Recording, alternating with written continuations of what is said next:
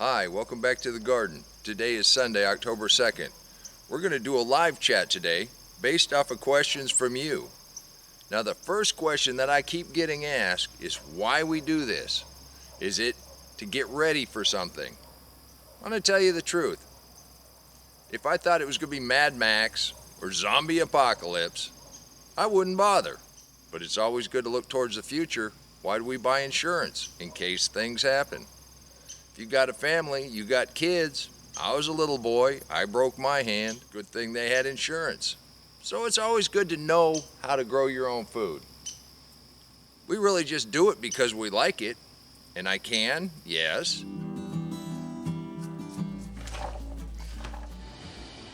There's 2. That pop is a seal. 3. Zucchini relish. But I give most of that away. Half the sweet potatoes on that haul last year, I gave away. When you grow extra and you give it to friends and family, it's amazing how you feel when you put a smile on their face. And I'll guarantee you most of them have never tasted food that tastes the way it tastes when it comes right out of the garden.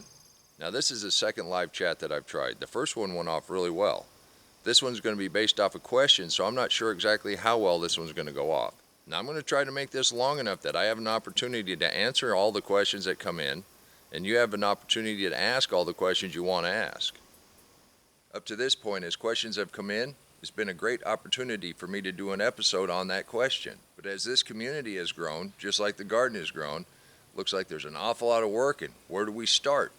And if I did one a day, we'd never get through them. A little bit more about being prepared on things.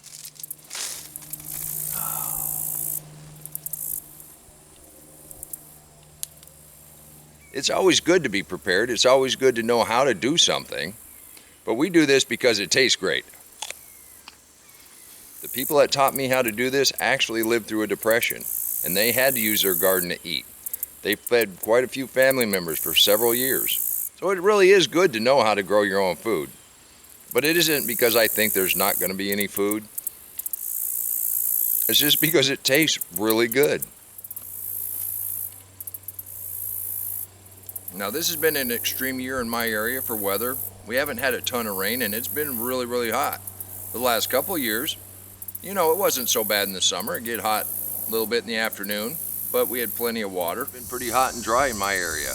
But we have a really nice reservoir. We got plenty of water. So why do I have buckets of water in the garden? For one, they treat the water with chemicals. We all know that. And that's to keep us safe as that water is in the water towers and goes down the lines. So I want that chlorine and chloramine to evaporate out, and that way it's better for the life in the soil. However, in my area, the infrastructure is old, and we had a couple breaks this year, so they put us on 3-day-a-week water rationing. We got plenty of water, but we don't have any water, if that makes any sense. So it's always good to be prepared. And what we were doing, looking out for the life in the soil, actually helped us water the plants over the hottest, driest part of the summer. So yes, you need to be a little prepared. You never know what's going to come up. You get a lightning strike, your electricity goes out. This is a little while back, but we had a storm come through and I had my electricity out for 13 days straight. We didn't panic. Stores were all open. It wasn't the end of the world. It was a little uncomfortable, but if you're prepared, it's like water off the back of a duck. Pun intended. And another group of questions I keep getting asked over and over again is about the deep mulch. And do I really not fertilize? Surely I had to put some fertilizer down. What kind of fertilizer do I use? One of the concerns I hear over and over again is about how expensive things are getting. Yeah, they're going up in price, but they're talking about fertilizer. Yeah, fertilizer. Yeah, I don't know nothing about fertilizer. I haven't bought any fertilizer in 5 or 6 years. I just put the mulch down. You see what the results are. It all has to do with the life in the soil and what this organic material does.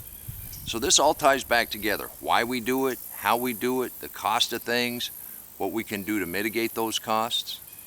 I'm trying to tell this story in chronological order. I show the plants, I show how they grow, I show how they harvest, I show how they die, I show the mulch I put down. I'm not doing anything in between. And for all the new viewers, I'm just a guy that didn't want to weed anymore. And when I put the deep mulch down to stop weeding, I found out about the soil food web. I found out about the critters under the soil, the critters that make the nutrients available to the plants. So no, I do not put any fertilizer down.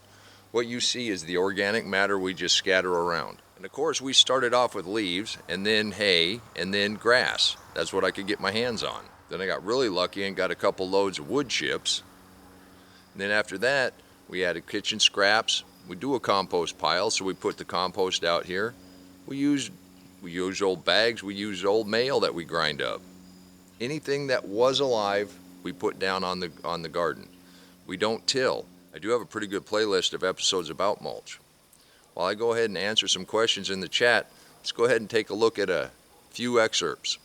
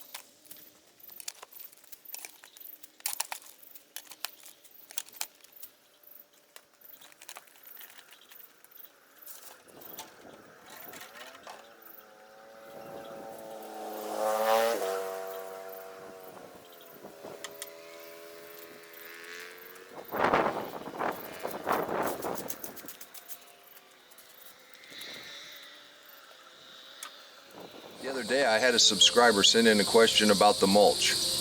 What I put in it, if I added fertilizer, a few things like that. Let's go over what I do for this deep mulch and where it came about. If you've been following my channel, you know I hate to hoe. So what I was trying to do was eliminate the weeds. I used to lose that battle every year about the middle of June. And then the day after that, I would lose a battle with the stink bugs. So I was really just looking for a way to stop the weeds. And I didn't want to use any herbicides. Then I stumbled across leaf mold. And from that, there was a whole series of different people that used different kinds of mulches, deep mulch, no dig. Then I come across Ruth Stout. And Ruth Stout made a little bit of sense. Okay, so she wanted to plant. She was old school. They came and tilled up. She was waiting for that guy to come till that day. He was late. She was mad. She's sitting there in the garden wanting to plant. You know, nice warm day. And she got to looking at the weeds and thinking, nobody's tilling it up for you. How do you grow? Oh, seeds just fall on the ground. They come in contact with the soil and they grow. So that's kind of how she started. Then she realized if she covered with hay, it would retain the moisture, it would keep some of the other seeds, the wild seeds, from growing, and that's sort of how she came about. Then I came across several people using what they were calling leaf mold, and that's just basically fallen leaves. Then I came across back to Eden, and that is wood chips. Then I came across no dig, and that's just straight compost. Each and every one of these fit my bill as far as not needing to weed. So I was pretty interested in all of these. Then I got to doing a little more research. I came across some university studies about the soil profile. You were here with me the other day when we built this pile, and we're going to go ahead and spread that out over the sweet potatoes when we harvest them. And that is wood shavings, hay. We just made a big old pile. We're just letting that break down. We didn't put anything else in there. Another group of questions I get asked all the time is about dirt. And there again, I've got a whole series on the soil food web. And it starts with dirt. What is dirt? Basically, it is sand, silt, clay, the rocks, the stuff that makes up the earth. Well, let's go ahead and take a look at a couple excerpts of those lessons, and I'll answer some more questions in the chat. Start our series on living soil. Our first class is going to be dirt. What is it? Come on, let's take a look. Now, what is dirt and what is soil? Dirt, as my friend would say, is what you get on your hands or get on your face. It's either sand, silt, or clay. If you've ever seen the dirt triangle, you start off with sand, silt, or clay, and then it's sandy clay, sandy silt, silty clay. It really is just the mineral fractions of the soil. Now, if I had a soil scientist come out and take a look at this right here, they would come back with a report saying that this is sandy clay. Even the grass outside this garden really doesn't like to grow in sandy clay. That agronomist would tell me I needed to use some kind of liquid fertilizer. Then I'd be able to grow in here. They'd say, till this up, put down your fertilizer, and you'd be able to grow.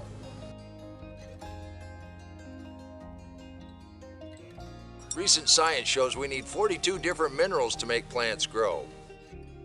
Now, are you putting down 42 different kinds of chemicals when you use a chemical fertilizer? 80% of all chemical fertilizers leach out into the water system. Now, how do plants get those 42 minerals? You want to add organic material. That's right, you want to add organic material. We add some organic compost.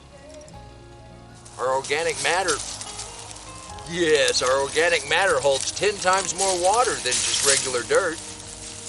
We're going to start lesson number 3, critters, or biology. Or if you were in a manufacturing setup, hiring the labor. So in a garden, what would your labor force consist of? That would be the biology. That would be the critters. So what critters do the work in the garden? Bacteria and fungus, protozoa, nematodes, microarthropods, ciliates. But we only want to attract the good ones. There are bad ones. And how do you attract the labor force you need? Business just like in the garden. It's salary, it's compensation, it's the actual work environment. The workforce that we want, they like organic matter. So I'm laying out a little organic matter to see if we can attract some decent help. Just like all manufacturing, you need a variety of different workers to do different jobs.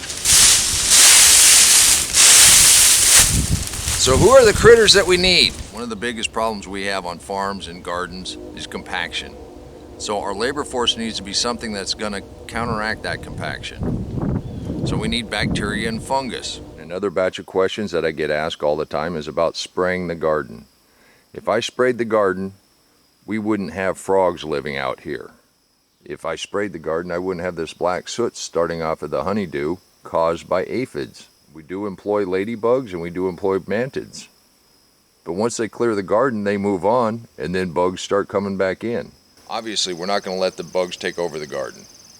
And what I found is if you use a little bit of Dawn dishwashing soap and water, shake that up, it's a really good contact killer. But that's all it is. So it's safe on the plants. Same thing we use in the house to wash them off when we come in. If you don't actually hit the bugs you're looking at, it doesn't do any good. Now we do use BT on a couple of the different plants, the brassicas mainly, because there is a type of worm that will just decimate them. We've tried to hand pick them, but that's a Bacillus thuringiensis, and it's only effective if that worm eats it, and it occurs naturally in the environment. But I'm throwing in the towel. I'm done hand picking worms. I've been unable to keep up with those worms. The kale, we handpicked that for quite a while, but I lost 3 really nice plants. When we came out to pick some lettuce, there were worms on the lettuce. Hornworms on the tomatoes. So, my Vanna White moment. BT, Bacillus thuringiensis. I believe that's how you pronounce it.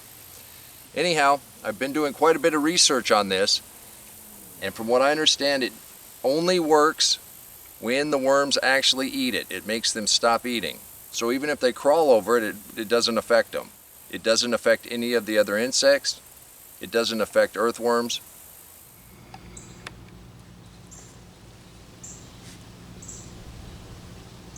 Oh, I know. It's not a chemical. It's BT, Bacillus thuringiensis. It's organic worm control. The little white butterflies you see in the background from time to time, they're the ones that lay eggs on your brassicas, your cabbages, your broccoli, your cauliflower. Those little worms will just chew the heck out of it. Out of everything that's out there, this was one organic spray that I do endorse. There you go. That's why we do it. One of the things I keep getting asked also is the news is so bad. I'm almost 60 years old. I remember the 70s. The news was bad then. And like I said at the beginning, I don't think it's going to be Mad Max world. There is one thing I do know for certain. The people that give us the news, they do it for a profit. And what's that old saying? If it bleeds, it leads. So they're going to give us bad news. The more sensational they can make it, the more people look at it and the more they freak out. But if you live your life off of that, you don't want to have that chaos. That's the other thing about the garden. You can come out here, it calms you down, and then you can eat food right off the vine. That's really good for you, it calms you down. So control the things that you can control. Put mulch down, help the life in the soil, help your plants grow. You can control that. What's going on geopolitically? I can't control it. I know you can't control it either. So why worry about it? As long as you know how to grow food, as long as you got a little insurance if you break your arm, I think that's the best we can hope for. That day when everybody in your family is healthy and happy, and those are rare days. Well, I'm glad you came to this chat. I hope it was helpful. Let me ask all of you a quick question. Now, I've been told I do not promote myself enough. I hardly ever say my name in the videos. This was about showing you how to garden without weeding. But it's kind of grown, and it takes quite a little bit of my time, and I've been told I need to promote myself more. Now, I'm getting offers to hawk stuff on this channel, and I'm not going to hawk anything that I don't use, so don't worry about that. But if I ask you to go to my Amazon store, if you bought stuff from Amazon, would that be something that would be okay? Hit a 1 if it's yes, hit a 2 if it's no. I also have some Riley merchandise down below. I'm not asking anybody to buy it, but it's pretty cool if it's down there. So I'll follow your advice on how commercial I can make this. But I do find it takes quite a bit of my time, and I really enjoy it, and I hope I'm helpful. But you could help me out too a little bit. But I want to thank you for coming to my chat, and remember, until next time, take care of yourself, take care of your family, and God bless you.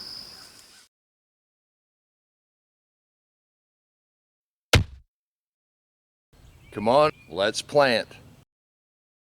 Let's go plant garden.